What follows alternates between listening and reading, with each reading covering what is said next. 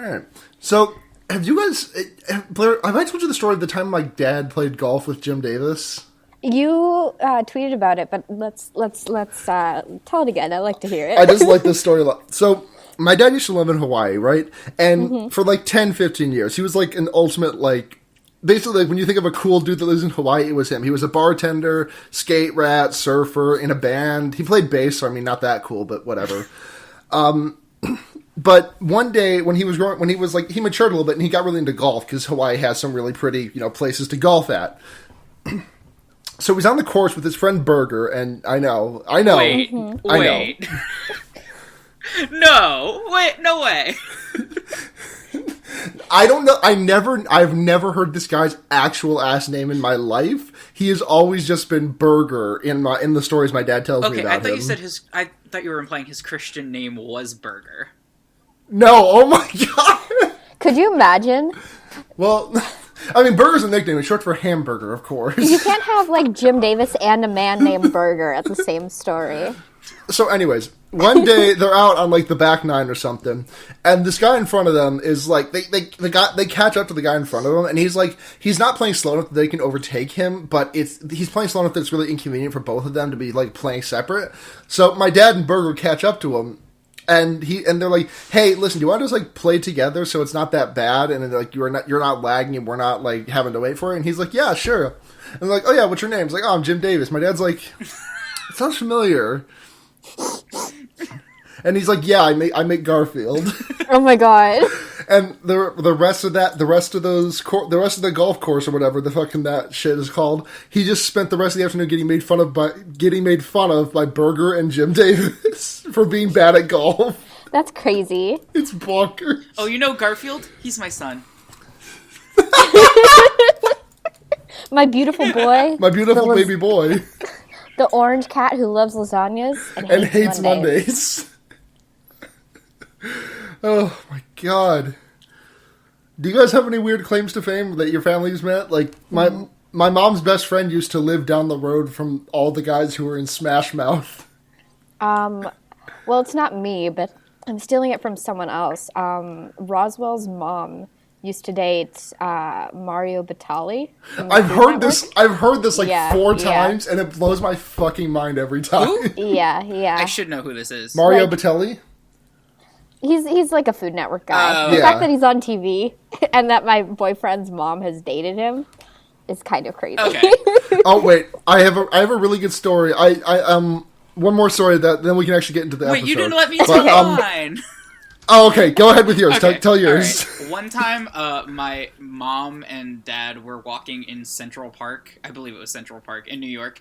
And my mom saw Robin Williams and immediately, like, forgot how to conceptualize Robin Williams as, like, a live human. And so she went, like, to my dad. She went, Neil! And grabbed Robin Williams forcibly by the arm, like, to hold him in place. Oh my god. And Robin Williams, like, wrested himself loose and, like, bolted away, which, like... Holy shit. Yeah. Holy shit. That's so... Okay, this last one isn't mine. This is a story that my friend Roy, Twitter user @lesbianvolpix, told me. So, when I was 20, I moved to Austin to live with my girlfriend, and her uncle worked, like, designing the layouts of museum exhibits. And shortly after I moved there, he just finished up at this exhibit at the Alamo Museum in San Antonio, and there was going to be this grand opening party or whatever in honor of it. So it's me and my girlfriend and her aunt and uncle driving down to San Antonio, and on the way, her uncle is telling us how they'd gotten a bunch of the artifacts or whatever from this exhibit from the fucking private collection of Phil Collins. Because apparently he's this huge Alamo fanboy, and he collected all of this shit and then donated a bunch of it to this exhibit. So there had been rumors that he was going to show up at this party, and we were of course like, what of hell? So we get to the party, and it's at this some fucking dude's house in the random ass suburbs, and they've got a projector in the backyard showing some Alamo documentary and this big build your own hot dog buffet line and shit. It feels like someone's granddad's birthday party. Oh my god. And we're hanging out or whatever, and maybe an hour into it, people start congregating in the front room, and we go in just like following the pattern of people, and everyone's storming around tiny little badass black trench coat having ass Phil Collins. We're like, Jesus, okay, and just kind of wander away because it's crowded and who cares. And later on, like probably under another hour, I'm in the buffet line, minding my own business, getting chips or whatever bullshit. I'm not really paying attention. I go to grab something kind of off to the side, and I glance at the person in front of me in line. Phil, for the love of shit, Collins, making a hot dog right next to me. And my dumbass is like, okay, shit, okay, I don't listen to his music, never have, I don't listen to Genesis or whatever, but when am I ever going to be within a foot of Phil Collins again? I gotta say something, what the fuck do I say? And I can't just be like, hey, I'm aware of who you are. And while I'm sitting there trying to act natural and think of a thing to make come out of my mouth, I look at my plate or whatever just long enough for him to disappear. And I don't remember seeing him ever again after that. He just came, made a scene, made a hot dog, and floated off into the night. And that's my Phil Collins Alamo Party hot dog story. That's like an exceptionally good story. It's so good. That's like right up there with Justin McElroy's Jimmy Buffett story. Yeah. I just want to say the last sentence, the last direct message from this, just before we transition into the episode. And that's my Phil Collins Alamo Party hot dog story.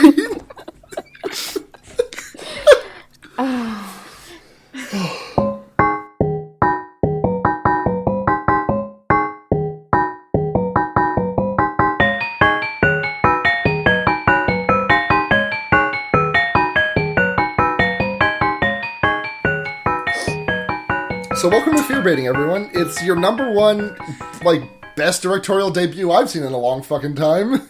Podcast. The podcast that's only about Get Out, but nothing else. Yeah. Only talking about Get Out I'm today, Luna. folks.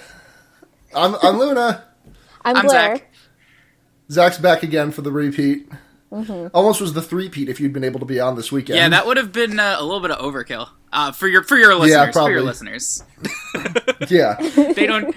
They need to they need to savor it where they can get it. Yeah. Zach is slowly replacing me. So there are two things that I need to say at the top of this episode. One, if you haven't seen Get Out, go see it. Just straight up we were going to spoil it immensely, and also go see it because it's a really good movie, and if we spoil it for you, it will be a little bit lessened, and also I don't think that movie's going to hold as much weight on the DVD or Blu-ray or whatever. It'll still be good, but the theater experience is really good. Yeah. Mm-hmm. My coworker read a plot summary of the movie and was like, I'm not gonna see it. It doesn't seem that good. It's like, what horror movie has ever seemed good from a plot summary? Name one. The Bye Bye Man. The Bye Bye Man. Alright, that's it. Got it in one. Oscar winner, The Bye Bye Man. Second, well, no one won the Oscars this year except for Sausage Party, remember? Oh, that's right. Sausage Party won all the Oscars. I have to keep track of the mythos, Yeah. Also, important thing we gotta say up front, we are all white. Yeah. On this show. So, this is a movie we can't really talk about without talking about, the things it is saying about racism and stuff, but, we also just want to get out ahead of it and say, our conclusions are probably not the defining ones you want to be coming to. Right. Maybe I wanted to talk about this movie because it was fucking incredible, but it's really impossible to divide the racial stuff from the quality of the movie because it's just so deeply ingrained in it. And I don't say that as a critique. I'm just saying it we can't talk about this excellent fucking horror movie without talking about the racial aspects. But no, the irony is not fucking lost on us. Don't worry, we're on board. Yeah. But, so, before we get into the movie, this is kind of a special on-screen episode, middle of the week. Kind of replacing our weekly episode on accident, because we couldn't actually get anyone to be on the show, because Blair was still in New York. And I was super busy when we had, free times and, classes and, work, it happens. Yep. So, yeah, but if we do another on-screen, which I hope we will, it'll probably be, in addition to an episode, instead of, replacing one. But, so this is going up, Thursday, probably? Yeah. Yeah. So, has anything happened in the horror industry in the meantime? Anything interesting popping up? Wes Craven found dead in Miami. Wes Craven's been dead for 2 years. Did you know Wes Craven actually taught at my alma mater for a year or two? Wait, hang on. Wes Craven's been dead for 2 years? Yes? Holy fuck. Oh my god. Let me Google it. Hold up. I just gotta check that. Luna searches the internet.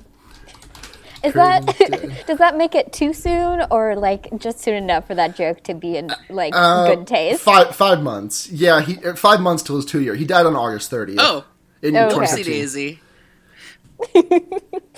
Anyways, he actually taught at my alma mater for a year or two. Really? Yeah, and it's not. This isn't anything really anyone can confirm, especially not now that he's dead. But there are rumors that he actually got the idea from Nightmare on Elm Street from the town from a student film that was presented to him when he was teaching film at Clarkson University, which is backed up by the fact that there was a student film called, like, Nightmare on Elm Street or something like that. Took place in Madstop, which is Potsdam backwards, the town where Clarkson University is. And Elm Street is, like, the street that runs straight through all of Potsdam. Like, all 1 mile of Potsdam, because it's a tiny-ass town. Wait, so is the implication here that Wes Craven saw, like, a really good student film and was like, great student film. I invented it. Yeah! No, like, that's literally what that's literally what the implication is. But that's just a theory. Oh, okay. Mm-hmm. I mean... A game theory. A game theory. Stay tuned for 65 tweets where we talk about this. Stay tuned for a 17 tweet thread where we just repeatedly say Wes Craven is Sans. There's no way I'm going to be able to come up with, like, how Sans is an anagram for, like, something Wes Craven related right now, but I will, like, get back to you at some point about it. I'll be thinking about it all podcast. Do you think at some point in the game theory video, they're like, if you rearrange the letters in Sans, it becomes Nas, which is almost Ness? Wow, you're so right. You've really opened my third eye here. Do you think game theory decalcified my pineal gland. Yeah. The only thing I know about game theory is that one video that's like the intro to game theory, but like really distorted. And then it goes into like that I'm sliding over cars while I shoot song. Mm-hmm. That's a really good video. Mm-hmm, mm-hmm. This concludes Aluna Describes a YouTube video. It's a new segment. Yeah. It's kind of like a cousin of Luna Searches. Right. Well, Luna Searches the internet is like ASMR, kind of. Sure. You know, that keyboard cracking with her loud-ass fucking keyboard. In the scroll wheel. Okay, yeah. Let's pick it up. I lost it after the keyboard clacking. Shut the fuck up and don't ever Scott me again. Okay, so... After that, so there's going to be a really bad cut in the final product of this, and it's because I fucked up. I actually stopped recording when I did that weird keyboard clacking. So, just letting y'all know. So, do you guys want to get into the movie? I would love that. Sure. Okay, so this was Jordan Peele's directorial debut. Jordan Peele, as we've discussed before, mainly known for his work on Comedy Central's Key and Peele with his partner Keegan-Michael Key. And, very funny show. I never watched an episode in full, but like I've seen a whole bunch of clips, and they're all really fucking funny. I mean, personal favorite of pretty much everyone I know is the substitute teacher. I was just going to say the substitute teacher one. Yeah. But there's one of my favorites that I don't hear referenced very often is the one where Jordan Peele is playing a character who's like sampling mattresses. Uh-huh. It sounds super boring, but it's absolutely hilarious. The setup is really weird, but the payoff is incredible.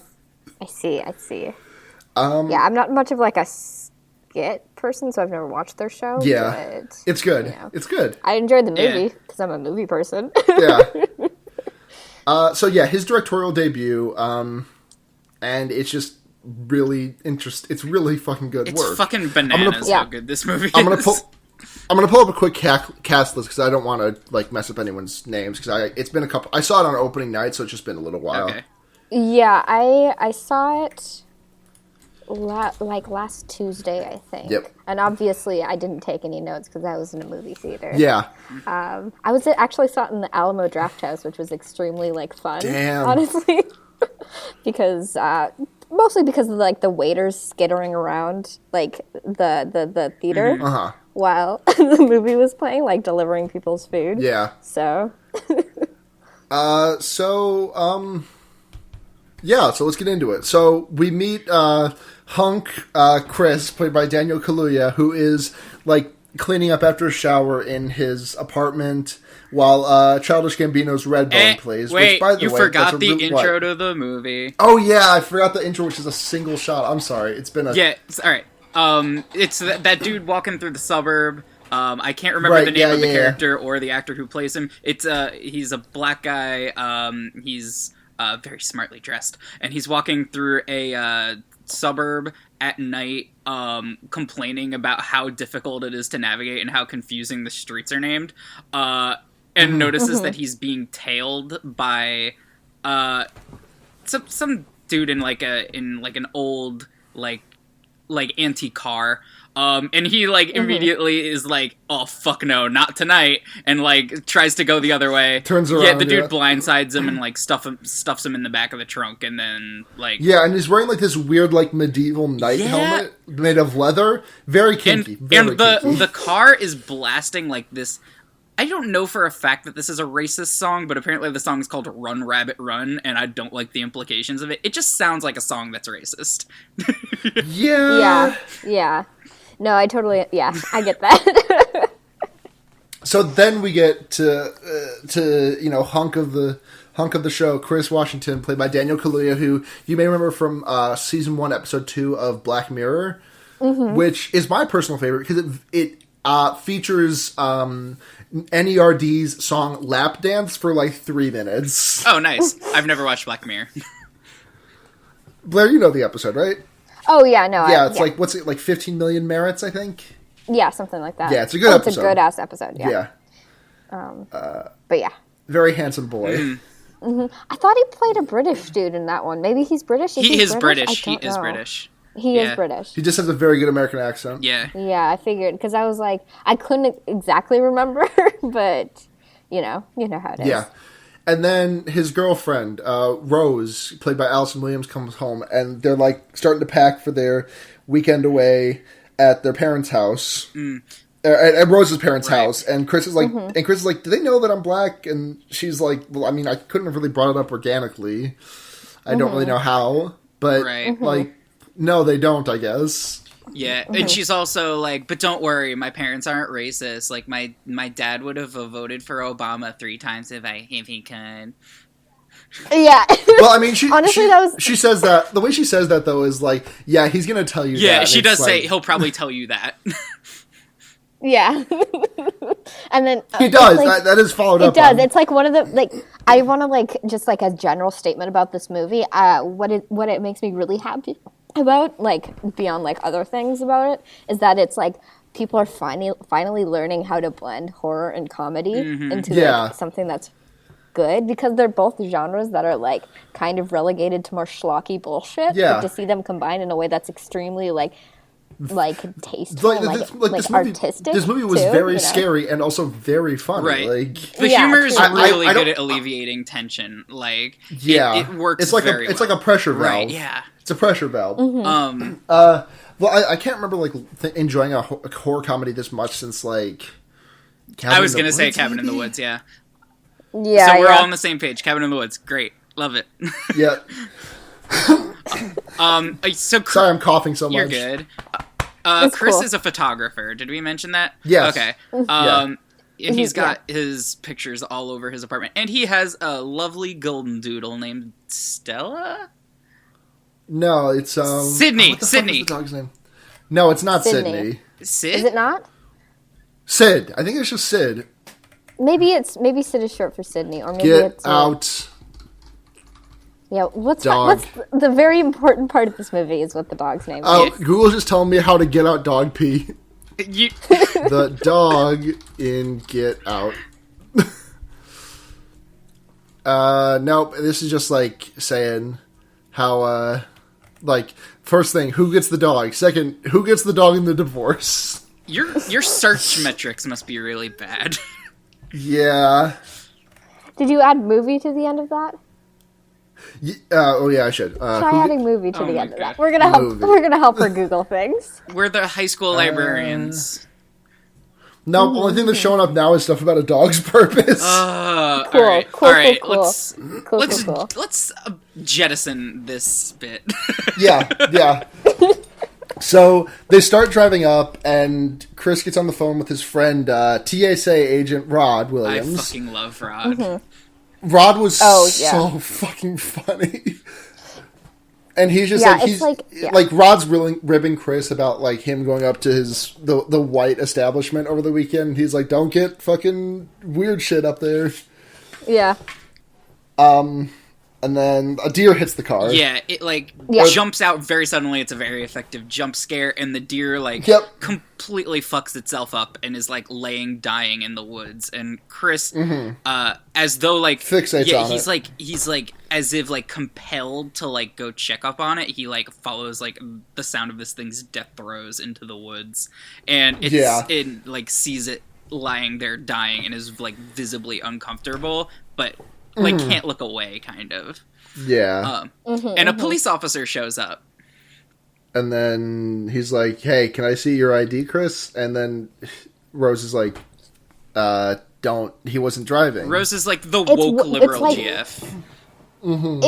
It's probably one of the more tense scenes in the movie, I feel. It's one of the more what? Tense? Yeah. Yeah, I mean there's a lot of tension in this movie, but her reasoning, she has ulterior motives for keeping the license out of the officer's hands. I'm gonna contradict you on this one. I think that one's a little bit of a contrivance, but we could get into that. I don't think so. I think so, and there's a very simple reason why, but so she's being the woke liberal GF about this, saying you don't need to show him your license. That's bullshit.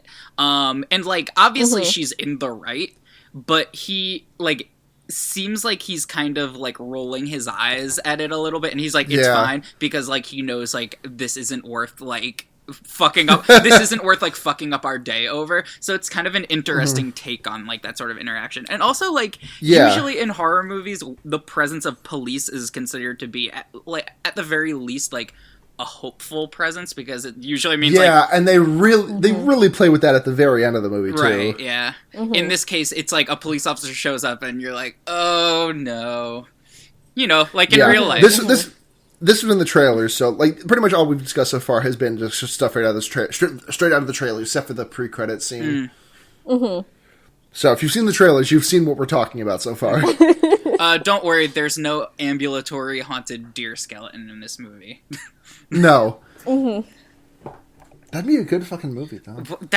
I don't even remember what the deal was with that in the trailer. I just remember it not being in the movie. What? In one of the trailers, he's getting, chased by, a fully, animated, deer skeleton. I don't remember this in the trailers at all. I never watched it. It 100% happened. I believe you, I just don't remember it. That's nuts. It, probably got cut for being, too weird or, a tonal whiplash, but... Yeah. But, yeah, so the officer, backs off, and they continue on their drive. And they arrive at, the whitest property. Armitage Mansion. The last name is just, so perfectly, bourgeoisie. Armitage. So the first thing that we see as they're driving up the long-ass, road from, the edge of the yard to the house is, that they have a black groundskeeper, which Walter. immediately has weird implications, and when we meet Rose's parents, Rose's dad literally says something about it, hey, I bet you think it's weird, rich white family with black staff, black hired help. Yep. So yeah, they go up and they meet the family. He also says, "Hug me, my brother." He does say that. It's my favorite episode of Drake and Josh. Deep cut. Drake and Josh deep cut. Not really a deep cut. Yeah, the Dan Schneider deep cut. So yeah. So they meet the family. Yeah. And the dad is pretty much just Steve Jobs. Hey, do you remember that time that someone on the iCarly Twitter account was draw on your feet and tweeted at this account? Yes, I think about that constantly. Blair, you remember this, right? Sorry, something happened on my phone. What did you say? Oh no! The time when someone on whoever ran the iCarly Twitter account was like, "Hey, post a picture of your feet with the words iCarly written on it." And I do remember that. And that Dan Schneider was on the other end of the keyboard, just breathing heavily. Oh my god! Yeah, because Dan Schneider's into that, isn't he? He's just like a weird dude, and like the culture that we live in, like weird shit plays off as like fuel for fetish. That's just how it is. Yeah. Right. Like you can't just be like a weird dude in this context. No, friends of the show over at Totally Reprised. Not official friends of the show, but I'm friends with one of the hosts, so I consider them friends of the show. They'll tell you that straight up. Yeah, that's Totally Spies is a very horny show. Yeah, like every other episode is like inflation or like. It's not just every other. Oh, every? Okay. Pretty much every. It's like. I'm actually going to be on an episode in 2 weeks, and the episode I picked out of a hat was just like, the episode has characters transforming into animals, and characters who are very stretchy. Mm-hmm. Oh, yeah, and I mean, like, constant hypnosis, you know? Oh, yeah, no, like, someone gets mind-controlled at least once a season. Okay, speaking of hypnosis, Hey, hold on, do you want to hear something fucked up? One more thing fucked up. When do you think the last episode of Totally Spies aired? Like, give me your honest guess as to when the last episode of Totally Spies aired. 2009. No. Blair?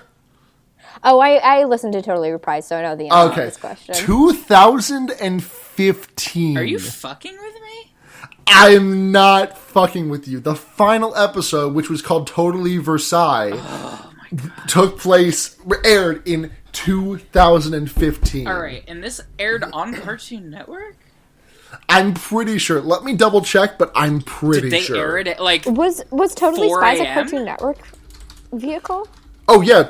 It was a French thing created by Marathon, but... It's always French. It's always French. Yeah, Totally Oko, anyone? We can't do this. We can't go down this hole. Absolutely we can. Everybody with their giant ass foreheads. Oh my god. God, Totally Oko is fucking weird. But anyway, hypnosis. So Totally Versailles, parts 1 and 2 aired February 22nd and March 1st, 2015. Me trying desperately to write the ship away from the fetish cartoon discussion. I've tied myself to the fucking like steering wheel of the ship. What the fuck is that called? The wheel. The wheel? I don't know. It has a name, but I can't remember it. Alright, whatever. There's the steer and the bow, but I don't know where they are. A steer is a cow. No, the stern. No, but it's on stern. But the bow is a part of a ship. Yes, the bow is the part of the ship. Welcome to All About Boats, your boat discussion podcast where we talk about the parts of the boats. What's the thing on the front of it? Is it the figurehead? The thing that's just like a statue? Yeah, that's a figurehead. Yeah. Okay, cool. Anyways, hypnosis. So they meet the family. The dad gives Chris a tour of the house, calls him like my man, says the thing about Obama that Rose predicted word for word, tells him, "Yep, you can't go in the basement. We sealed it up because we had black mold down there," which is an interesting bit of foreshadowing. Yep. There's also the bit of foreshadowing where he talks about how his dad's greatest achievement was placing second in a race to a black guy. It was the Olympic qualifier for for some sort of like sprint. And he apparently never got over the loss. And that becomes that's plays a part sometime later. And the mom, who seems like maybe the nicest, most genuine member of the family, but having kind of a vaguely sinister air to her. I think vaguely is being really. Yeah, I mean. Well, I think it becomes less vague as the movie continues. Yeah, it starts out vaguely sinister, but she also seems like the warmest and least patronizing. She's constantly stirring a cup of sweet tea this is nightmare ASMR, because the sound of the spoon scraping against the china is like a nightmare. And she's constantly doing this. They also have another person, black hired help, named Georgina, who seems to be he's just sort of a general housekeeper. Whereas the other guy is sort of like a groundskeeper. And the brother shows up. Yeah, the brother shows up. So we meet the brother, but I think the scene that we're forgetting happens before the brother shows up. They are sitting, talking, having a drink on the porch, and the mom is stirring the tea, and all of a sudden Georgina, while pouring a drink for Chris, has sort of like a spasm and pours tea all over the table. Oh yeah, I forgot about that. Like, they politely, like, tell her, like, maybe you should go back in the house and, like, get your, like, shit right. And she politely excuses herself. And they're like, hey, this is the weekend of, like, the big family gathering. And Rosa's like, oh my god, that's this weekend? I totally forgot. And they're like, it's the same weekend every year. And she's like, no, it isn't. And they're like, yeah, it is. And then the brother shows up, and the brother has the most sinister air of any person I've ever seen in my entire life. He is, like, a lax bro. Like, he's, like, got his hair in, like, a man bun. He's got this terrible wispy mustache. He's the dude that played Banshee in X-Men First Class. Really? Yeah, and he's constantly manhandling something. Lacrosse sticks, ukuleles, fireplace pokers, and... Zach, I believe it's pronounced LaCroix. Oh my fucking god! Deliver me! It's pronounced LaCroix. LaCroix. It's the French pronunciation is LaCroix. Actually, it's pronounced LaCroix. LaCroix. syllables are fake. Oh yeah, so anyway, continue. Can we talk about, like, the uncomfortable dinner that they have as a family, where the brother is, like, talking to Chris about, like, whether or not he'd do MMA because he's like, with your genetic makeup. No. The creepiest way to phrase like a compliment about someone's, like, girth, you know, like, build, you know, your genetic, fucking crazy. And he, like, tries to, like, come over and do, like, fucking judo, or was it judo? Yeah, Krav Maga, probably. It was not Krav Maga. I would remember if they said Krav Maga by name in this movie. It was either Muay Thai or judo or one of those. He comes over and, like, tries to, like, get Chris to, like, demonstrate with him, and Chris is like, politely tries to be like, I have a rule against, like, fighting drunk guys. And the family eventually gets him to relent, but he seems really fucking steamed about it. Yeah. That dude has the most sinister air. I hate... Ugh. No, he's really creepy. Yeah, like, yeah. It's a great performance. I love the actor, Yeah, it's a really good fucking performance. No, yeah, good actor. I don't know if I got this out earlier, but the dad is basically just Steve Jobs. He's like, he looks... It's Bradley Whitford. Right, and who is in Cabin in the Woods, which is bonkers.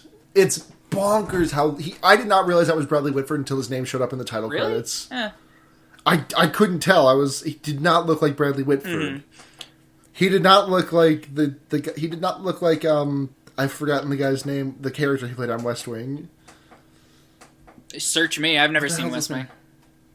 What the hell is his name? I just know that he was the dude in Cabin man. in the Woods. He was the dude, like, at the beginning. Yeah. That's how I know him. The guy.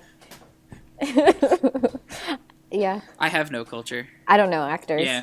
I've never met an actor in my life. Movies? Who? Not me. I don't know her. Not me. I don't movies. I can't read suddenly. What are movies? We hear we hate movies. That's the name of our podcast. We hate movies. We hate movies. Can't stand them. That's not going to be a branding issue. I found a peppermint in my pocket. What a treat. Ooh. A little treat. Yeah, a little an after dinner mint. Oh. Oh, God. Fuck. I psyched myself out. Fuck. Alright. You just got so into that peppermint there, and you're like, hell, like, yes, I was. peppermint. Don't let us stop you from indulging. I can't eat it no, yet. I haven't help had yourself. pizza yet. There's pizza in this house, and I can't have it until we finish recording. I'm sorry. This is my fate.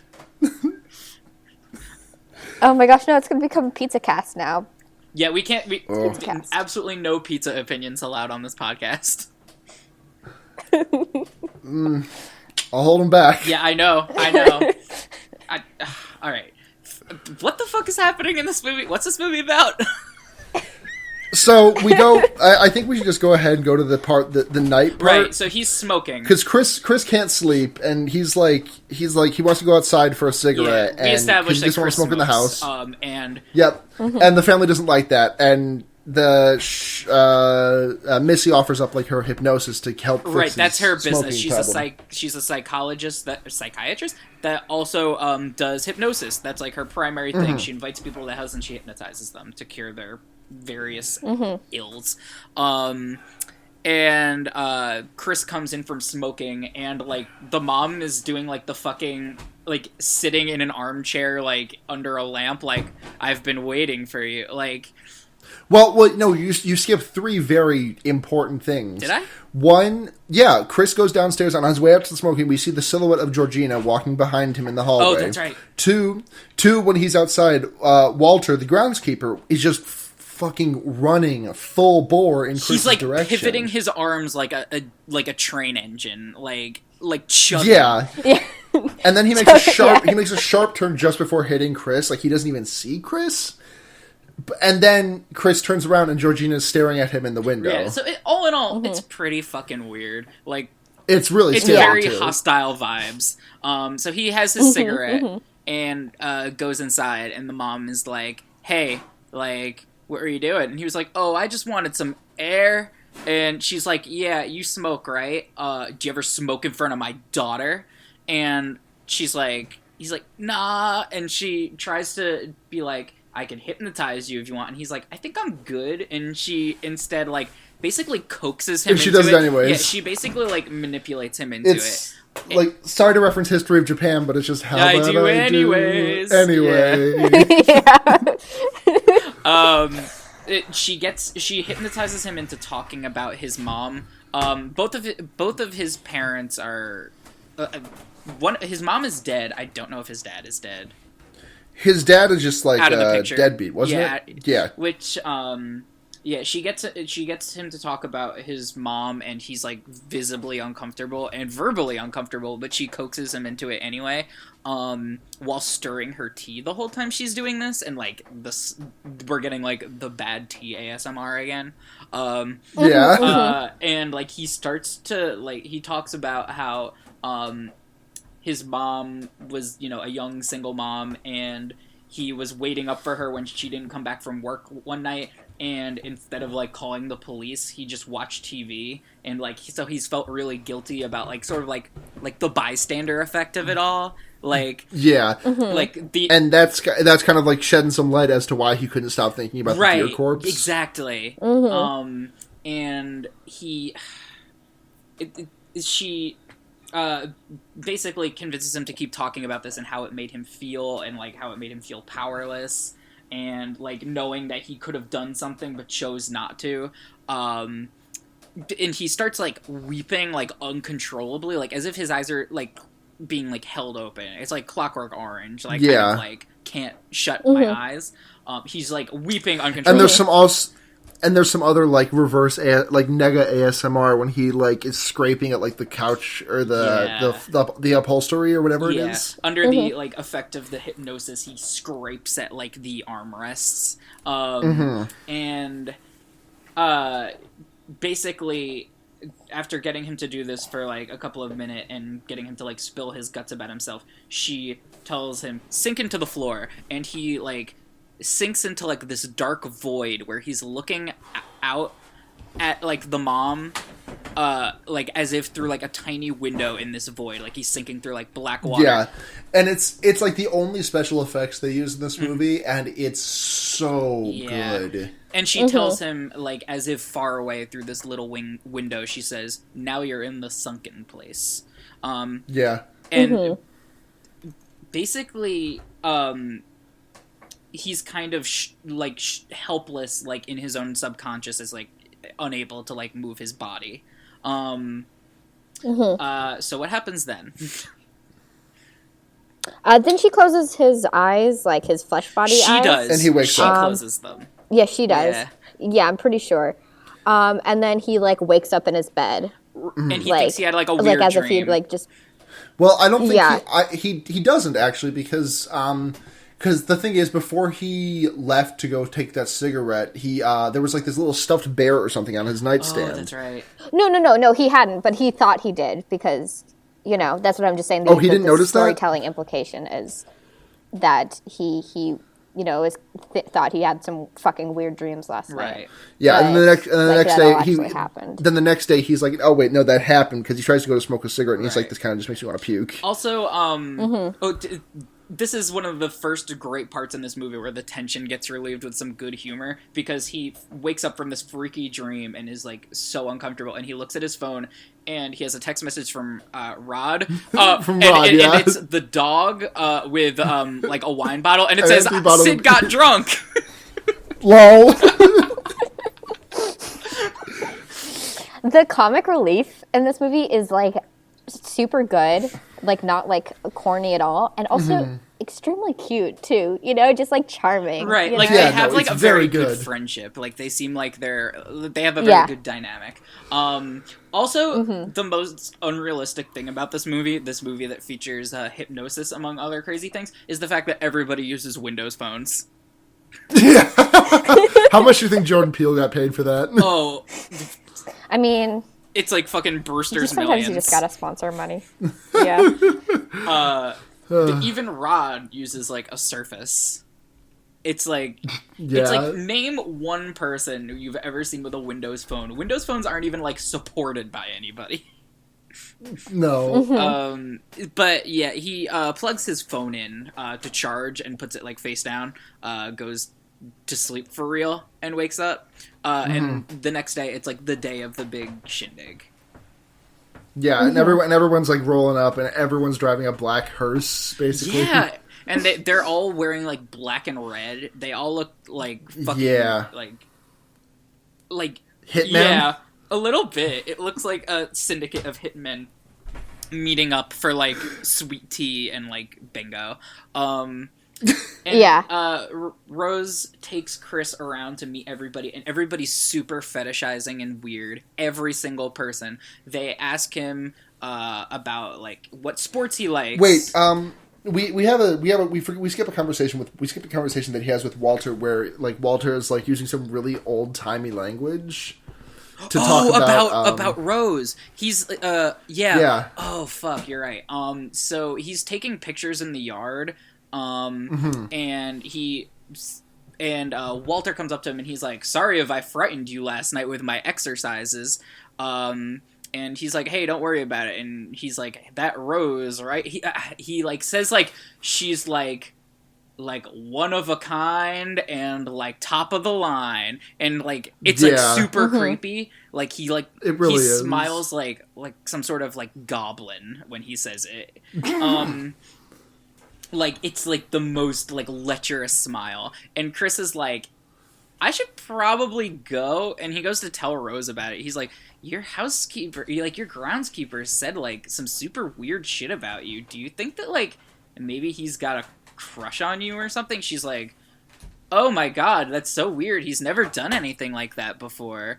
Should I talk to my parents? And he's like, no. Like, I don't need to, like, cost this guy his job. It was just, like, weird. So then the guests start arriving, right? But yeah, the guests are interacting, and it's like really like weird. Like it's like the passive racism that like is talked about. It's like what are some of the things that they say? They like, ask him what sports he's into. One guy is like, "How's your golf swing?" Another person like says, "Is it true?" Like to Rose, she says, "Is it true that being with a black guy is better?" Someone is like, it's now fashionable to be black instead of black is cool. Some woman manhandles him, basically, like feeling him up, essentially. Yeah. And it's like that is like one of the most uncomfortable scenes. And after I watched this movie, a friend of mine, a non-white friend of mine who I watched it with, was like, yeah, like I've had not exactly similar experiences, but a lot of white people touching my hair. Yeah, like just like that total disrespect of like someone's personal space. Yeah. So they're going around the party, and when does the conversation with Georgina happen? The conversation with Georgina Which conversation? The one where Georgina is like, "What does snitch and rat out? Do you mean no, tattletale?" it was because he finds his phone has been unplugged. Unplugged, and it's like sitting at like 4% Right, battery. and this has happened, I think, now twice. Yeah, and then we also have. Yeah, and we also have like a conversation between. I think before this, I don't know after this, between like. Like this was one in the trailers, like another like black guy at the party. Yeah. But he's like wearing like a fucking straw hat. He or looks like he's whatever. part of a barbershop quartet. He looks. Yeah, exactly. He looks like if Pharrell was part of a barbershop quartet. Yeah, he's got like the little straw hat and like a blazer, and he's like, "How do you do?" And he's happy. Yeah, like.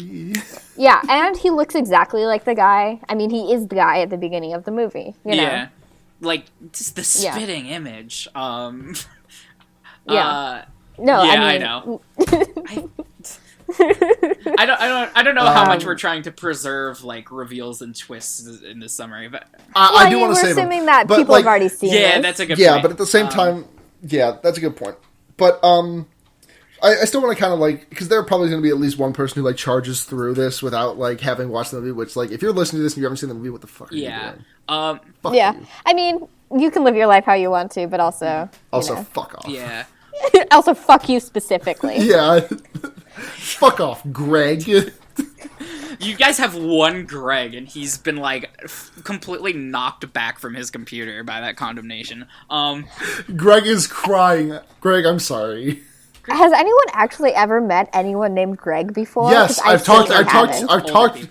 talked with you about this. I went to high school with a guy named Greg Lawrence, and he was like the best. He was part of my trivia team, and he knew all of the sports questions. That's all he knew. That sounds like a Greg to me. He's the only Greg that's ever existed. He was a bird watcher too. Yeah, that's a Greg. That's a Greg if I've seen one. That's a Greg. I know a Greg when I see one. Anyway. Anyways, so Chris is very excited to see like another black person at this party, and immediately realizes that something is very wrong when speaking to him. Oh, Yeah. but we started to talk about the Georgina conversation, but didn't actually talk about it. right. Oh, So yeah, he yeah. confronts. First, he says something to Rose about how he thinks Georgina is unplugging his phone, and she's like, I don't know. He says some black women don't like it when black men date white women. So he was thinking like maybe that was like the angle of it, like that she was like taking like petty revenge on him. So he goes to like confront her about it, and he says that he wouldn't want to snitch on her. Like she says like, are you gonna like tell anybody like about this? And he's like, nah, I wouldn't want to snitch or anything. And she's like, do you mean tattletale? And it's like she's like, I don't even know how to describe it. She's like grinning, but like her eyes are like crying. Yeah. And then he's like, I just kind of get uncomfortable when there's a lot of white people around, and she's like starts crying and just says no a whole bunch of times. Yeah, she's like, no, but she's weeping like from her eyes. Yeah. All the time. Yeah. And she's like, no, like of course not. And like eventually kind of snaps out of it and like leaves. So yeah, they have the whole party thing. Chris gets like shopped around to like every single white person in town, and they have one token Asian guy also who asks him like, we'll get to. I think the character's name was just like literally Miyagi or something. Are you kidding? Let me look it up on the IMDb. It was something like that. Oh wow. I hope. Oh no, sorry. It was Hiroki Tanaka. Oh okay. Not as bad. Is that a Japanese name? I guess it doesn't matter. I think it is. I think it is. Okay. Yeah. But yeah, so he sees the other black guy at this party and gets very excited to talk to him, but immediately realizes something's very wrong and that this guy is very white. He's just like hanging off the arm of this woman who's like 30, 40 years older than him. Yeah. And like he's like, oh, I don't get out of the house much anymore, like implying that they're just like boning down all the time.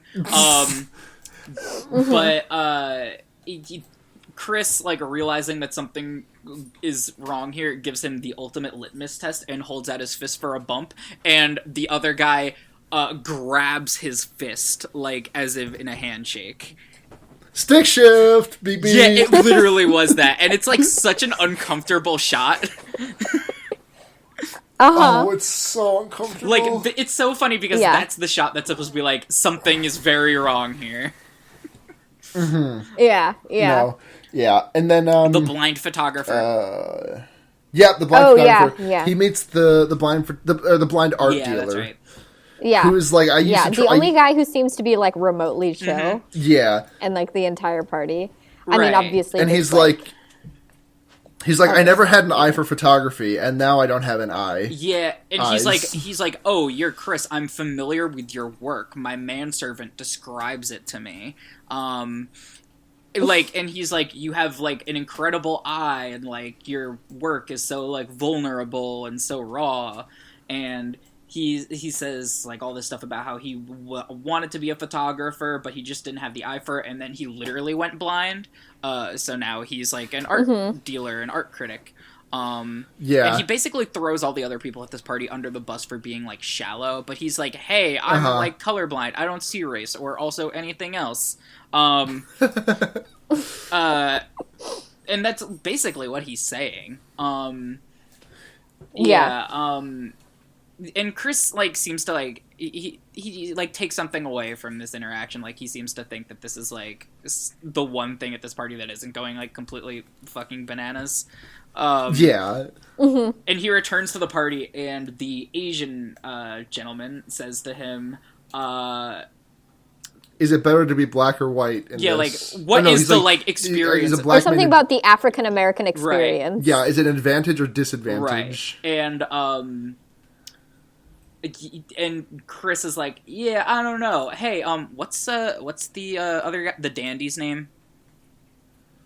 What's I know his real person name, but I don't know what they're calling him at the party. Tobias? No, Logan? Is it Logan? It might be. I think it's Logan.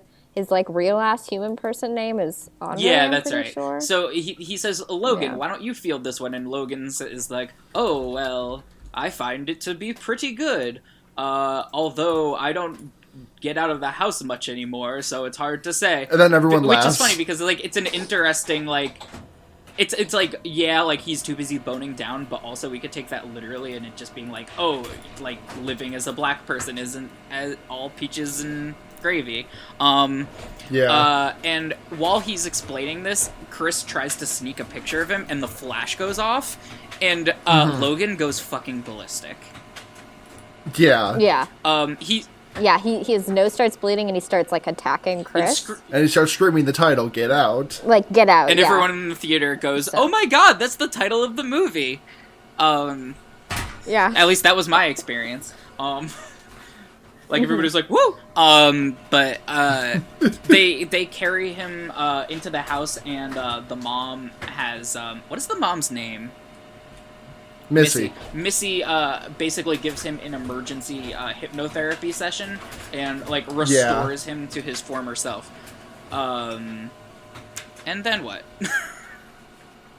Then Chris like goes off and Rose has a conversation with him, and then there's the auction. Right, they're having like a weird silent bingo auction, and like Chris is having like this tender conversation with Rose about how he feels so uncomfortable and this is just like a nightmare experience for him, and like they're gonna leave. Yeah, and she like decides like, no, we'll go tomorrow, and like he's very touched by that because he thought she was like, I thought for sure that you were gonna like leave like on your own, and just like and she's like, I mean, I couldn't have predicted this. My parents have I've never dated a black guy before, and it's just like I thought they'd be better about this. Right. And meanwhile, we see what everybody is auctioning on, and it is a giant like fucking like either a giant like framed photo or a giant oil painting. I can never remember, of Chris.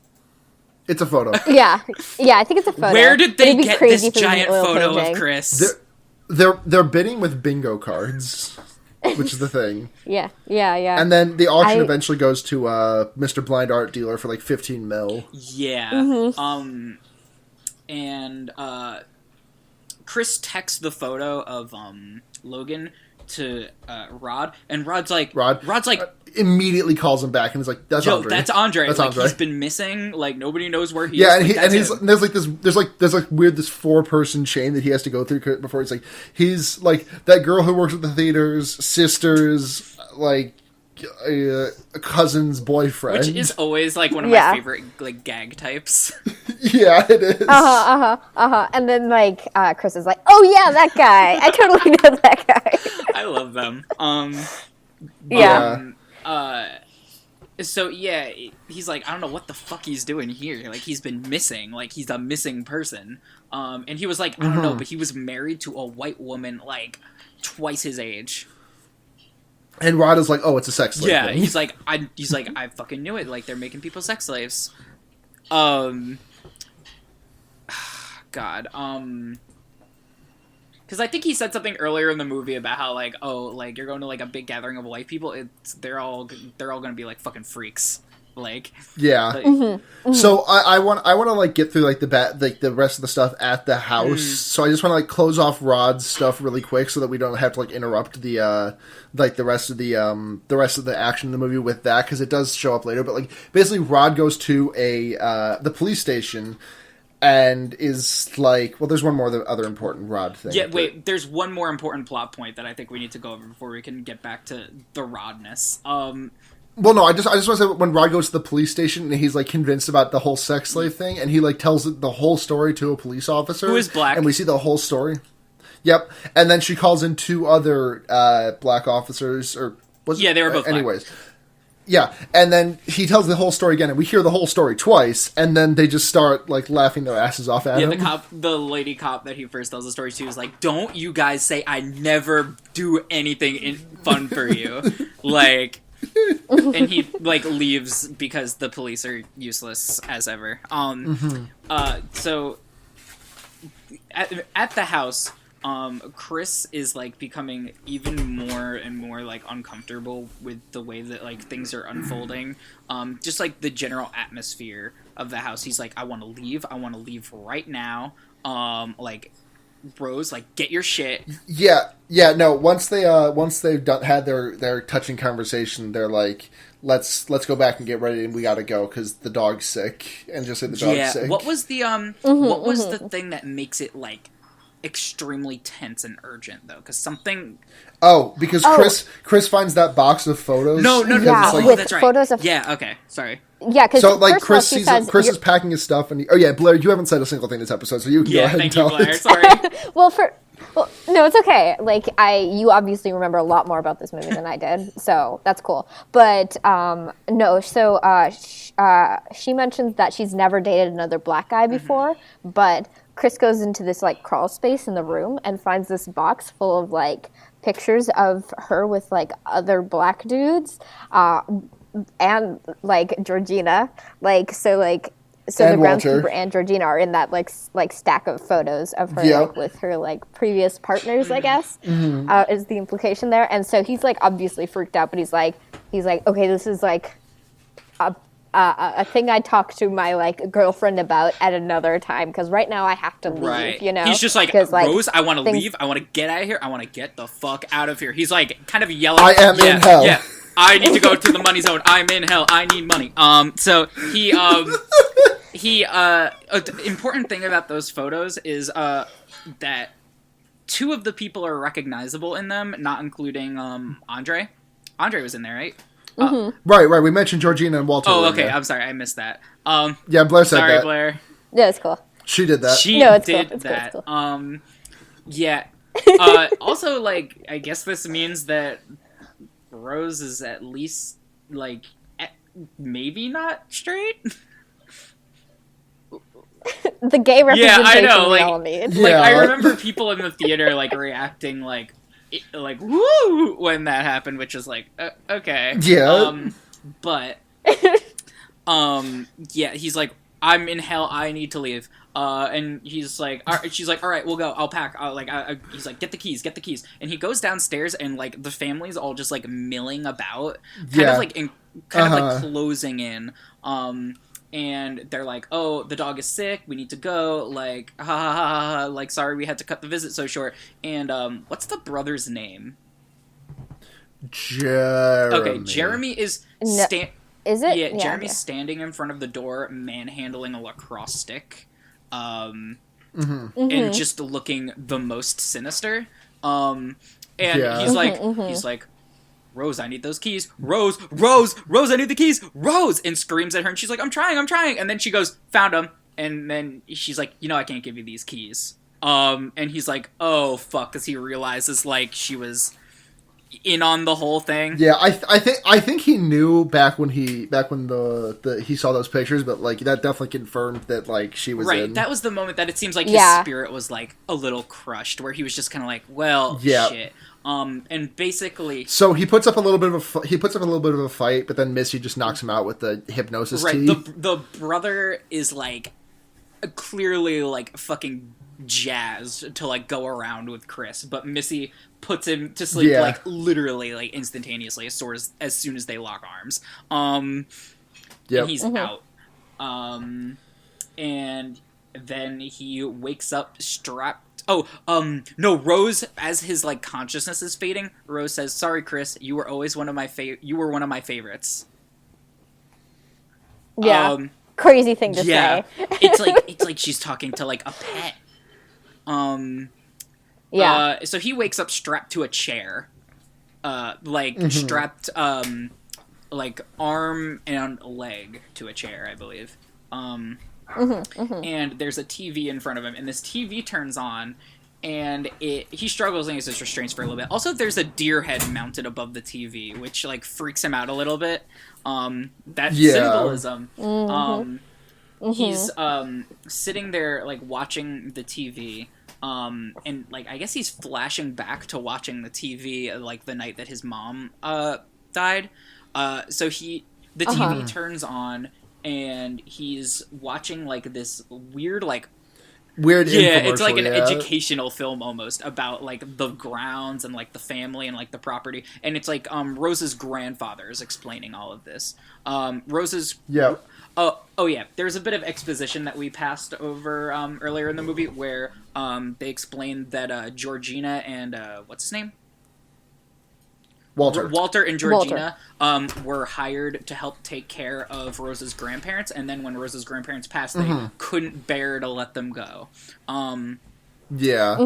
So he's wandering the grounds and explaining about the history of the place, and begins to talk about something called the coagula method, which he explains is...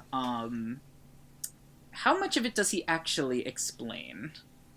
Not much. The guy who kind of looks like John Goodman explains the whole thing in detail. Right, but he does mention the coagula method by name, and he says oh, it's like a chance for you to like live on as part of like something greater or something like that. I think he says that. And he says, we've already tested it on a member of my own flesh and blood, and like the whole family steps out like looking very creepy. And the infomercial cuts to a live feed of the blind art dealer guy like prepping for surgery. It's like a closed circuit like TV. And he explains to Chris that what's going to happen is they are going to transplant the art dealer's brain into Chris's body, and Chris will just live in the sunken place, basically. They say that, like, he explains the first step of, like, the coagula method, as he calls it, that's the name for the technique, is, the first step is the hypnosis, because the hypnotism is required to be able to suppress the person's subconscious. The second stage is... Fuck, what is the second stage? Transplant? No. It's definitely 3 stages. I don't remember. So the first step is the hypnosis. The second step is the auction, I guess. Right? I guess. And then the third step is they remove Chris's brain, leaving like a small portion of it that controls like motor functions, I guess. Because like if I guess the part like containing the medulla oblongata, because you would die. Yeah. Oh yeah, I don't know if we established this, but Rose's dad is a neurosurgeon. Right. So yeah. he explains that they leave a small part of the brain and then transplant in the brain from the winner of the auction, which in this case is him, the blind art dealer. And basically he says you'll continue to live, but you'll be a passenger in the sunken place, unable to control your body, but you'll be fully aware of everything that's happening while I'm piloting your body around like a robot suit. Which sounds like torture. That's like the plot of like Animorphs, isn't it? No, like the thing.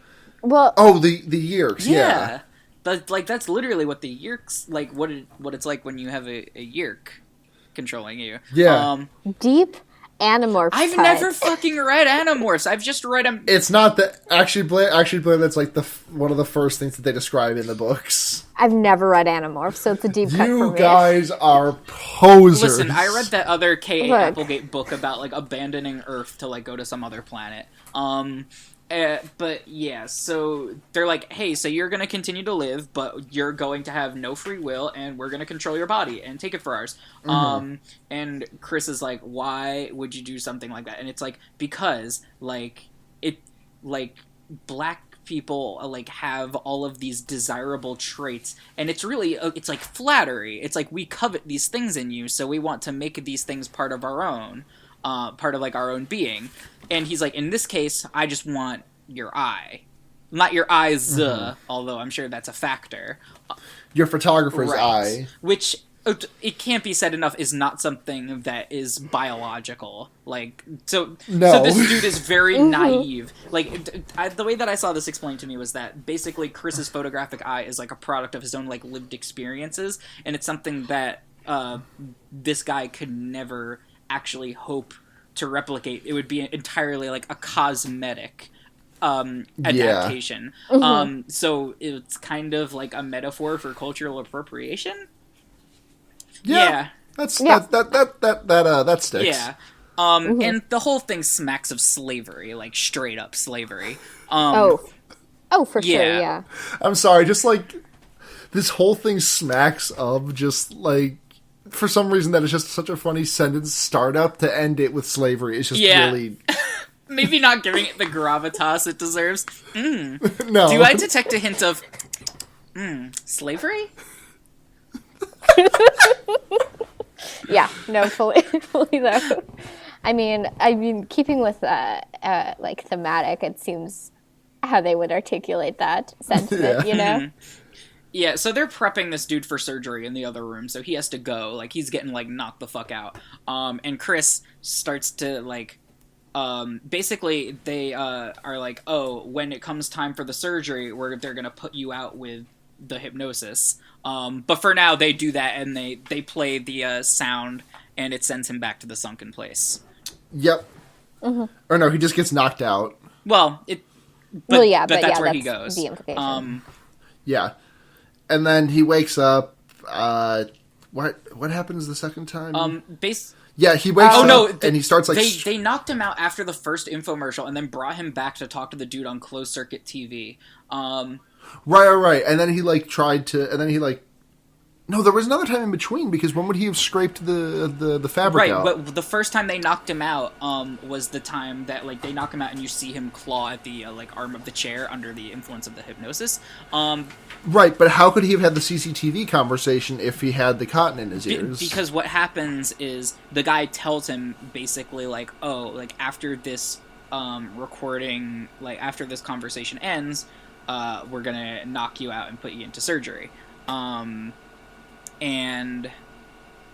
But he would have. Someone would have seen the. Oh, right, because the guy's blind. Yeah. Well, yeah. Also, he's like, yeah, exactly. So the whole time he's doing this, he's picking at like the lining of the chair. And they're like, okay, so at the end of this, we're gonna, play the sound, and you're gonna go back to the sunken place, and then when you wake up, I'm gonna be you, and you're gonna be in the sunken place forever. And then he saves himself by. Which I'm sure this was fully intentional, but he saves himself by he saves himself by picking cotton. Right. He picks cotton from the lining of the chair and stuffs his ears with it and feigns being knocked out. unconsciousness, and then Jeremy comes in and he like beats the hell out of him. Yeah, he like smashes his head with like some ornamental piece of shit. I don't know. I believe it's a billiard ball. Was it? Oh, I think that's so. funny. Oh yeah, no, it was not a billiard ball. It was like a bocce ball. Oh yeah, that's even what it was. whiter. Yeah. Or a croquet ball. So I don't know, Chris- but it was like big. Yeah. Anyway, go ahead. Then Chris basically goes on a rampage through the house. He goes on his roaring rampage of revenge. Hello, TVtropes.com. Through the house.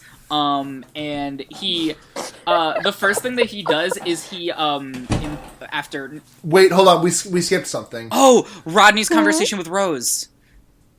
Yep, where Rose is like completely dead-faced, but she's like emoting entirely. Where she's like, "No, Chris left like last night. Is he not back yet?" And then Rod is like, he catches wise pretty quickly, and He's then like, "This bitch is lying." He puts her on hold, and it's like, "This bitch is lying." Yeah, and like he unholds. It's such a good moment. He's like, yeah, everyone in the theater was losing their fucking mind because like Rod's the best character in the movie. He really is. But so he's like, this bitch is lying, and he sets up a recording, and takes her off hold and was like, hey, like, listen, like, I'm really like worried about Chris. Like, do you know like anything at all? Like, blah blah blah blah blah. And she's like, Rod, don't think I don't know what this is about. And he's like, what the fuck are you talking about? This is about my friend, is what it's about. And she's like, I know you're attracted to me, Rod. And he's like, what the fuck is your problem? And she's like, I know you want to fuck me, Rod. And he like hangs up the phone and he goes, this bitch is crazy. And she's like, damn, she's fucking good. Yeah, that too. Like, the whole family is in the background while she is having this conversation, by the way. They're all like lingering at like the edge of like the shot. Like, watching the whole thing. Mm-hmm. And she's also, like, wearing this highly stylish, like, white turtleneck now. Yeah. Like, she had a costume change to, like, indicate that she's more menacing now, which I kind of appreciate. We also... She looks like she's part of, like, the fucking Galactic Empire. Like, she looks like a stormtrooper. Yeah. A half hour prior in the movie, we skipped over one of my favorite things that happens in the background. Like, it's completely missable, and I just remember like it really sticking out to me. When Chris is having a conversation with the art dealer, there are two guys playing badminton in the background, and they cannot keep a volley going. They it just keeps going back and forth. Like, one of them hits it over the net and it just lands, and the other one hits it back over the net and it lands on the ground. Oh my god, that's great. It's like completely in the background, completely missable, but like it's just so fucking funny. Yeah, Jordan Peele has just like such a good sense of humor. He really does. After Rod tries and fails to record this conversation, he tries to go to the police, which we already talked about, to tell them that his friend is missing. And basically, he's like, "All right, I'm gonna have to do this myself," and starts researching all the like dudes who have gone missing. Yeah. And Chris like goes, he's on a rampage. Yeah, so he runs in. I'm on a rampage. Like, out of the room that he was in after braining Jeremy.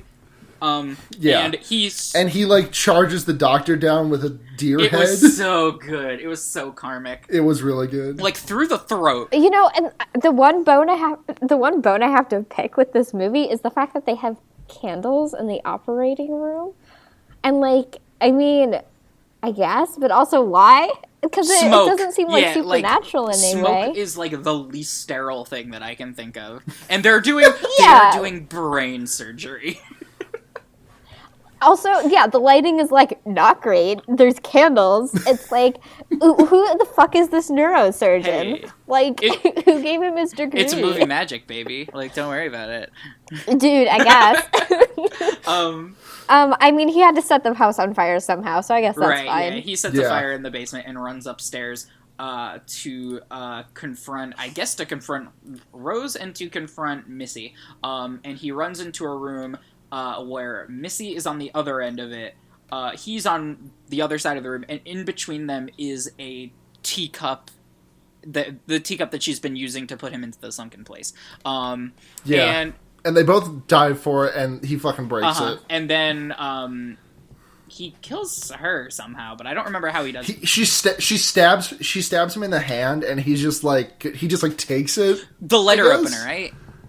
Right, yeah, the letter Right. opener. Yeah. And he's just like, I'm just gonna take this knife straight through my... Like, it's the fucking SpongeBob firmly grasp it, like, literally straight through his It's like hand. Khal Drogo taking the cut on his shoulder so that he can rip that dude's tongue out. Well, but Khal Drogo eventually died as a result of that wound. Yeah, but that was like because of his own hubris. I'm like doing my Brooks voice. I'm sorry. Your award-winning he crank Brooks his hog impression. enough. Mary Monster didn't poison Khal Drogo. It was because he was too proud to follow her medical teachings. And he was Tyrion Lannister time traveling Right, back through the womb of Daenerys Targaryen. The time traveling fetus. It's of Rhaegal is course. Tyrion. Duh. Anyway, And then Eddard Stark This is warred all into his gibberish own to me. shit. I just want you guys to it's know okay that. because this This is literally all is nonsense gibberish. and It's gibberish. This is gibberish, but it's literally what they say on the podcast. Brooks talks for 15 minutes in one episode about how Ned Stark okay. warged his Hang own on. shit. Brooks did not make up the time traveling fetus theory. I hope you know. I know, but he made up the battle of the battle of the bastards. Clegane Bowl, which was, he said, what if it was actually Clegane Bowel, and they both shit in the same river and warged their shit. Oh my god. Can Brooks Who lets Brooks Oglesby do Can anything? Brooks not ruin my You life know? for like 2 fucking minutes? Good luck on that thesis defense, Brooks. We love you, Brooks. We love you, Brooks. So proud of you. Don't Fuck go you, into, Brooks. Just don't go into like a 15-minute long tangent about how like Eddard Stark warged into the Tower of Joy. It's gonna be about how Daniel Bryan like warged into like Brooks, and now Brooks is stronger because he has Daniel Bryan's spirit inside him. Anyway. No. Brooks Oglesby transplanted his brain into Daniel Bryan's body. This movie is science fiction warging. This is what warging is. Fuck, a little bit. It's one directional warging. It's like Invasion of the Body Snatchers, but like exactly. But like with brain surgery, I guess. And racism. And racism. And twins. So he's on the rampage, and the brother's not dead. No, but there's another fucking really good touch, like with the badminton scene where, Rose is just like upstairs with her headphones plugged in, looking at NCAA prospects, eating Cheerios or dry Froot Loops and drinking milk, and then one of the NBA players is it's Jordan Keegan Michael Key's face. Really, I missed that. It might have been Jordan Peele's. I don't remember. It was mentioned in the trivia on IMDb that I remember so reading funny. later that day. The worst part about the scene where she is drinking the milk and eating the Froot Loops, dry Froot Loops, is the fact that she eats one in 2 bites. Yeah, it's so fucked Oh, and up. what is she listening to? Wasn't it like remember. ABBA? It was ABBA. Do you remember what song? ABBA. I think it might have been "Take a Chance on Me." I don't think so. I think I would have remembered if it was Take a Chance on Me. My McElroy... The anthem of my life, McElroy Take a sensor Chance on would have Me. gone off. Yeah, It wasn't Dancing Queen, was it? It might have been Dance. I don't remember. Fuck. I don't remember. Let's I take don't a look think at the it was soundtrack. ABBA. No, it was IMDb. Time of Keep My talking. Life from Dirty Dancing. Duh. Oh my god, it Oh my was God. that. She did that. She did that. So she's doing this while Chris is brawling with Jeremy, who isn't dead. And earlier in the movie, when Jeremy and Chris first meet, Jeremy is talking about not judo. It's one of the MMA fighting styles. It's shit. Something about like predicting. He says like movements. it's not just about strength; it's about strategy. It's about it's like chess. It's like staying 4 or 5 moves ahead of your opponent, and like always being 4 or 5 moves ahead. So every time Chris, while fighting with Jeremy, tries to get the door open, Jeremy kicks it shut. So this happens 3-4 times, and on the 5th time, when Jeremy goes to kick the front door shut, Chris is ready for him and stabs him in the leg with the letter opener. Yep, and then he fucking brains him. Yeah, and then he brains him, and it's that shot from the theater of like the shot from beneath Chris where he like stomps on something. It's Jeremy's head. It was exactly like in Drive. So then we're in the closing scenes of this movie, right? Yeah, he takes Georgina. He takes off. He gets the keys. He gets the keys off of Jeremy, and he hops in the like Corvette or whatever. And the night helmet from the beginning of the movie is on the passenger seat. Chris looks at it for a second and goes like, "What the fuck?" and like throws it away. He sees Georgina like passed out. I don't remember why she's passed out. And he gets flashbacks to like his mom. To his mom. So he's like, he accidentally hits her. Right. So she's knocked out, and he's like, all right, I take pity on her. And he puts her in the car and drives off. And Rose, hearing the car, looks out the window, sees Chris driving off into the background, and goes, "Grandma," which seems like a pretty fucking weird thing to say at the time. And she grabs... And then you realize, She grabs a fucking, like, antique hunting rifle and, like, marches out the front door like a Terminator. Yeah. And then she somehow, like, crashes him into Georgina, Chris is driving down the driveway, and he's, like, starting to, like, call the police, against his better judgment, and Georgina, like, stirs awake, looks at him, and the house, like, which Chris is, like, burning down is, like, in the background, and she goes, "You ruined my house!" and, like, starts throttling him, so the car crashes. It, like, crashes into a tree or, like, flips or something. I don't remember. It crashes into a tree, and she's, like, her head is through the windshield, basically. She dies, like, immediately, like, on impact. Important to note that during this scene, we can see a like lobotomy scar on Georgina's forehead because her hair is askew. Yeah. So at this, and then Rose is like walking past, and she like shoots the rear view mirror off, and then she sicks Walter on him, and she says, "Get him, Grandpa." Yeah. And then you kind of realize that, like, the Georgina and Walter are Rose's grandparents transplanted into their bodies. Yeah. So, like, Walter is fucking Chris up. Like, he is about to kill him, and then Chris, resourceful he as weaponizes hell, like, his camera flash.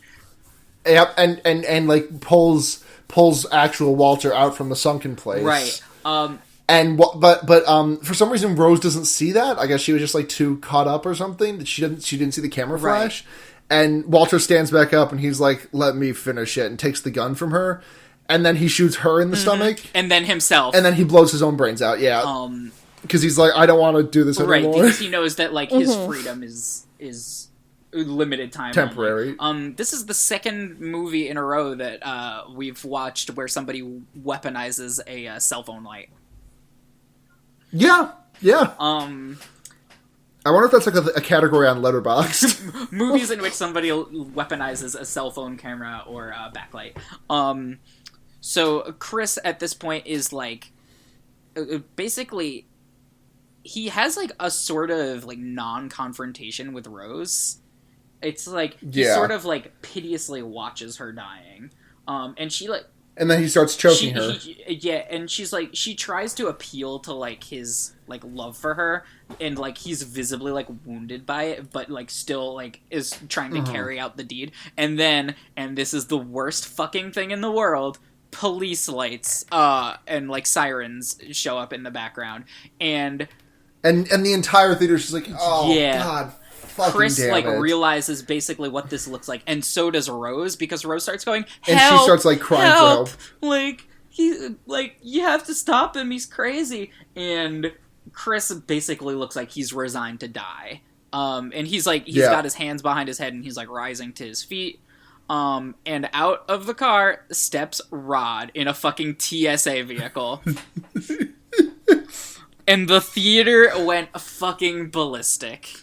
Yeah, no, my theater went bonkers. In the words of John Mulaney, it was like the liberation of France. Okay. So, yeah, they leave Rose to die, and that's the end of the movie. Yeah, what's it? We get a really... The TS motherfucking A. Chris is like, how'd you know where to find me? And he's like, you know how? Because I am TS motherfucking A. And, like... We get shit done. We handle shit. And this shit... Handled. And if you thought that the theater went berserk the first time when he showed up, it was like a bomb going off. Like the energy in this theater was rapturous. And is that literally just like the end of the movie right there? Like they ride off into the sunset? Yeah, there was like Chris like the ending shot is Chris like really tired with his head resting against the car seat headrest and like looking out the window as like the trees go by, and that's the end of the movie. And that now we're at an hour and 25 minutes into our podcast, so let's go ahead and wrap up. Let's do some analysis. On a scale of 0 to 5, what's it going to be? Half-eaten Froot Loops. On a scale of 0 to 5 half-eaten Froot Loops, how many do you give this movie? Because I'm going to give this movie I'm going to go ahead and give this movie the whole 2.5 Froot Loops. Yeah. Oh, because that adds up to 5. Yeah. No, this is a full 5-star for me. Like, so I was watching like Movie Bob's review of this, and he was just like he put it in a really succinct way that I really agree with, which is like this movie feels like someone who fucked up who had like a middling to bad first 3 or 4 movies and then made something good. But this is just like his first fucking time at the rodeo, and he just killed it right out of the fucking gate. We cannot stress enough that this movie had a perfect rating on Rotten Tomatoes, and it would still have fucking dick shit. Armond White. What's his name? I forgot. Armond White. Thank you. Fucking dick shit Armond White, contrarian until the end of days, is like, well, see, this isn't anything like the Eddie Murphy classic Norbit Christmas or with the Meet Cranks. Dave. Dude, Armond White, literally, it is a mystery as to why his reviews count. Like, honestly, I would not mind if the guy was just like being like a contrarian dick shit for fun, for like trolling purposes, because it's actually kind of funny to read someone say Meet Dave is a comedy classic. Yeah, but like I wish sites would not like, again, should not contribute to metadata. Yeah. But like, what a fucking movie. Yeah. So is it 2.5 Froot Loops across the board? Yeah, I would say so. Yeah, fully. It's like, I mean, I talked about how well it combines horror and comedy, but also it's like aesthetically beautiful. Like no, it's really good. Like so well shot. It like the color grading doesn't look like wet cement. It's I don't know. It's like really good. Also, like, I mean, we don't have a lot of costuming, but when we like have like specifically intentioned costuming, it looks like super good. You know? Yep. Like there's the 2 instances of that I can think of are Rose with her fucking like stormtrooper turtleneck, and everyone at the party wearing red and black. Yeah. Oh yeah. Also, the last shot of Rose when she's like got this like high colored like button up, and her like hair is like slicked back and stuff like that, and like high waisted like khakis. It's like kind of a look, you know? It's like, I mean, it's menacing as fuck, but it's kind of like a look. I've kind of forgotten what this looks like, to be completely honest. That's it's okay. a good look. That's all right. That's totally so we need to move on to acceptable. questions, or else we're going to release a fucking 2-hour podcast. Well, you gotta allow for 10 minutes for like, I don't know. We broke some shit. Yeah, but yeah. Okay, hold on. I do want to debate. So the part about the cop at the beginning that we said we were going to talk about an hour ago when we said that. I'm sorry. Wait, what? The audio. When we were talking about the cop, who like an hour ago when we were talking about that. Yeah. So what I mean, I remember reading online somewhere that the reason that Rose like went so hard trying to get the cop to not see the ID is because she didn't want the cop to be able to like identify him in case he showed up on a missing persons report. Right. And here is Zach, an intellectual. Yeah, me, intellectual. Here's the thing, though. This is all for naught because of one thing. It's because of Rod. Rod knows where Chris is going. She knows that Rod knows where Chris is going. She spoke to Rod, meaning that no matter what, there is a concrete like link of, I know where this person is. And also, this can't be stated enough, but cops generally do not just take your information down after, like, bullying you by taking your license. Like, that's what that cop was doing. It was a power move. Like, everyone there knew that. It was... You know, that is like an interesting plot hole as to, like, why... I feel like that would be, like, an abort mission. Do not, like, try to brain murder this guy when there's, like, someone who knows exactly where he went. Right. I think. But they were also like laying, like talking like that, like Rose was going to try and go for Rod somehow. I think she probably thought Rod was a dumbass and wouldn't do anything about it. Yeah. You know? Yeah. I think she hugely underestimated like his capacity to like fucking sleuth shit out. You know? But I mean, this is all just a theory. Yeah. A game theory. There was some other interesting stuff about this movie that it's like, oh, you don't know if people will pick up on it. Like the fact that like Walter's like weird training exercise is because he trains every night, like sprinting at full speed because he never got over losing that like qualifying round in the Olympics. Yeah. Oh, for sure. Yeah. And totally. like, I think the other big one is that when the people at the auction are like sizing them up, like, it's like it's literally it's like feeling out the merchandise. Yeah. And, I think those are like the two big ones that are like, oh, holy shit. Yep. That and the black mold thing, the thing about the basement. Oh yeah. Yeah. Yeah. I think this movie would be good for like a second watch at some point. Yeah. Oh, definitely. I would have seen it again. The layers now, but the weather's been shitty, and then like I still need to see Logan. I really want to see Logan. So yeah. Because like so we have a bunch of questions. Oh, let's get these questions in. So first question from Twitter user at Oscularia, friend of the show Clem. Clem says, how do you feel about people saying horror is finally addressing social issues? Because Get Out does it fantastically, but also... So my response to this is, horror has always been about the social issues at the time. Whether or not it's handled them really well or not, kind of up in the air, but like... Cloverfield is always the biggest example of this to me, because Cloverfield came out, and the United States was still like trying to get over 9/11. We still kind of are, if I'm being honest, but you know, that's a discussion for another day. But like, the reason that Cloverfield was so big, and like... this is the reason I talked about this, but this is the reason why I feel like found footage films have found such like have been so like prominently, because we feel like unsafe in our own homes as of late after unsafe on our home soil. Like there have been reasons for like even dating back to Nosferatu. I know I mentioned this on like the first couple of episodes, but like Nosferatu, the way Nosferatu was created and like designed and everything was because people were afraid of like Jewish immigrants. Like that Nosferatu was designed after. Like I'll link it again in the show notes because it's a really good article, but there's this article called The Jew as Vampire, and it's all about how Nosferatu was not only like a Jewish caricature, but also like a foreign person from the East who like threatened the culture of everything, and et cetera, et cetera. So I feel like Get Out is like the first movie that we've seen tackling this social issue. Yeah. I think to say that horror is finally addressing social issues is a bit of a misnomer, because horror's been addressing social issues for a long, long time. But I think, insofar as like media goes, it's impossible to separate any media that's created from the culture in which it exists. You know, because it's just so highly influenced by it. I think the reason why people are like, oh, horror's finally doing X is because the horror that gets like the biggest like blockbuster bullshit is like the schlockiest shit. So it's like the things that people are most recognizing. But horror, like any genre, expands like to like, you know, it covers so many topics, you know? Like it's as expansive even like as almost you anything go back else. to like I think it was 2013 with Under the Skin, which is one of the few movies I have actually like Scarlett Johansson in.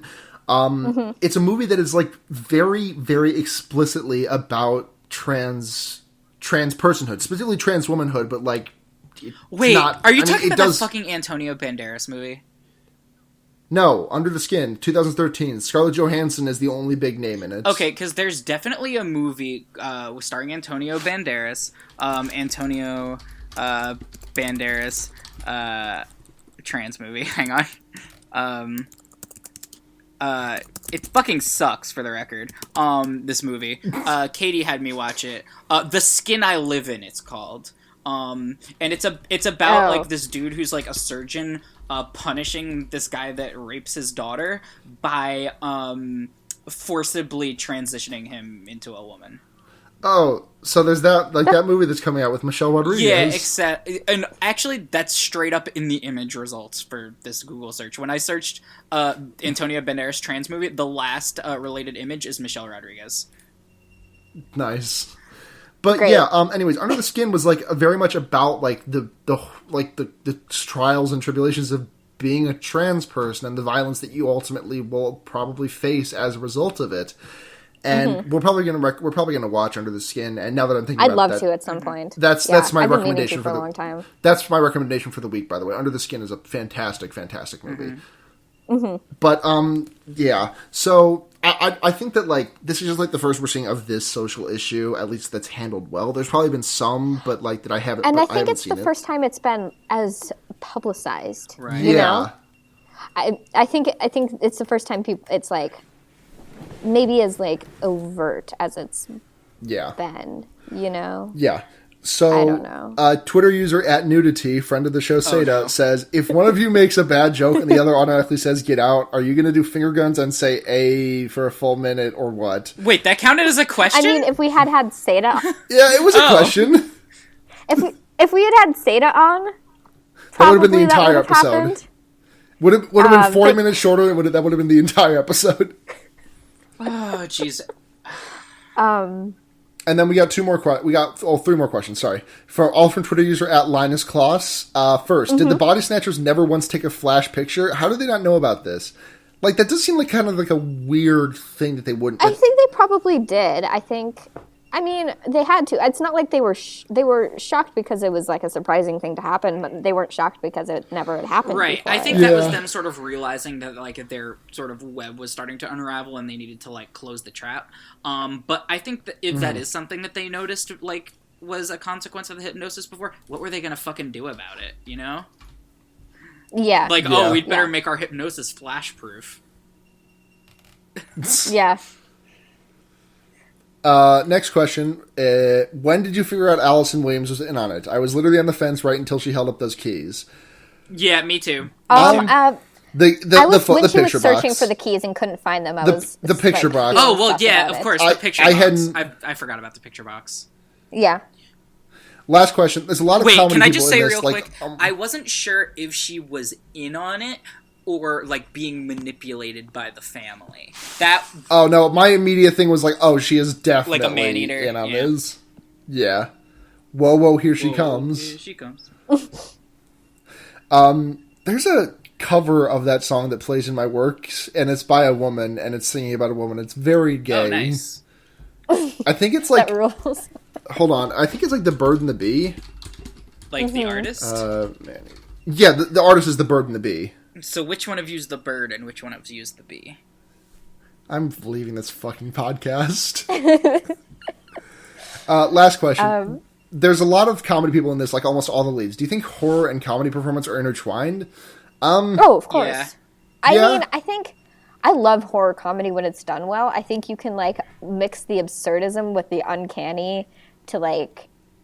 I think Yeah, I don't know. It's like Army of Darkness There's is a go classic. ahead. Evil Dead is a Right. classic. Like some of the most like popular even without that, there's always like a sort of tongue in cheek to some of the biggest names, like Freddy Krueger just like spouting off stupid pun after stupid pun. Right. Like Yeah. there's always a weird bit, and there's always a weird bit of levity to the Friday the 13th movies. It's like just a principle of good storytelling. You can't have all tension all the time. You need levity or it's Yeah. going to be a nightmare. That was like the principle that they talked about with Breaking Bad, where if like Breaking Bad was just a nonstop like fucking misery train, like nobody would want to watch it because like your heart would give out. Yeah. And that's it for questions. So you guys want to move on to recommendations? Because I already gave mine, which is Sure. Under the Skin. yeah. I'm gonna nab mine from something that like my friend Ellis has been fucking evangelizing to me since the dawn of time, Which since is? I've known him. He's been trying to get me to listen to any Owen Pallett, and I finally did, just because like I finally remembered to. So I'm gonna like do the good work for him and recommend Owen Pallett's In Conflict album. I mean, if you like like kind of like smooth indie bullshit, you'll really be into it. So it's cool and fun, and like he's talented. So cool. Yeah. All right, Zach, what do you got? I'm gonna recommend. This is kind of like a no-brainer. I'm gonna recommend Zelda Breath of the Wild because, like, I've for sure. been playing it now, like since the Switch came out. So that's been, well, since you got your Switch, like 2 weeks minus. So it's been like 10 days since I've got the game. I'm still like only like 3/5 through like the main like goals of the game because I keep getting sidetracked with side quests and just exploration for exploration's sake. And like we talked about Horizon Zero Dawn last week and how like in Horizon Zero Dawn like the side quests were like the real meat and potatoes of the game. Like it's just like the fun is in, you know, traveling around the game world and exploring and like the combat. Like Zelda Breath of the Wild I think takes that to like a much deeper level where it's like you're exploring because you know that like just because you want to know like what's over that ridge or like what that weird thing in the distance is, or like I've never gone down this road before, I need to fill in this part of my map. It's just like there's always something that that is more like demanding of my attention than like the main quest of the game, but I feel like I'm still discovering like new things like everywhere I go, and it's really incredible. Yep. So those are our recommendations. And anything else before we sign off? I don't have anything. All right. I'm fully satisfied with the hour and 45 minutes we put into this. As always, if you want to reach us, fearbaiting@gmail.com, fearbaiting.tumblr.com, or at fearbaiting on Twitter. I can be found at GA_ShadowNaka on Twitter or GA_Septonakas.tumblr.com. You can find me at Blair. You can find me at Blair Kitsch on Twitter, or you can find me at bramblepelt.tumblr.com. You can find me at Cataquax on Twitter or on Tumblr at Nightzoned. Yeah. Cool. Yeah. So this has been Fear Baiting. Thanks again, Zach, for coming on the show again. Oh, no problem. My pleasure. Yeah, we'll probably have you back on for like Schlocktober or something. Hell fucking yes. Yeah. And don't forget, now you're in the sunken place. No, I'm not. Don't put me there. For Fear Baiting, I'm Luna. I'm Blair. Zach. And remember, Zach. Who's gonna say it? You can put a fucked up guy in the sunken place. Shut up. Bye. Good night. Podcast Bye. over. Podcast canceled.